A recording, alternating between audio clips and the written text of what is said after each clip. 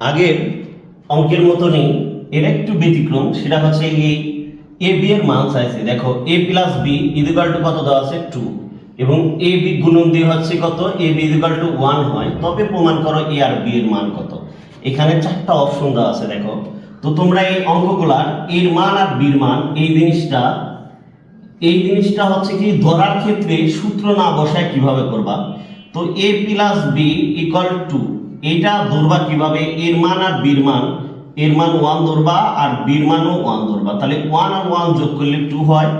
এ আর B তুমি যদি গুণন দাও তার মানে 1 গুণন 1 ইকুয়াল কত 1 হয়। তার মানে তুমি একবার লক্ষ্য করো এখানে এর মান আমরা কত ধরছি 1 আর বির মান কত ধরছি 1, তার মানে এর অ্যানসারটা হচ্ছে দেখো এর অ্যানসারটা হচ্ছে সি নাম্বার। আশা করি তোমরা এই ম্যাথটা বুঝতে পারছো।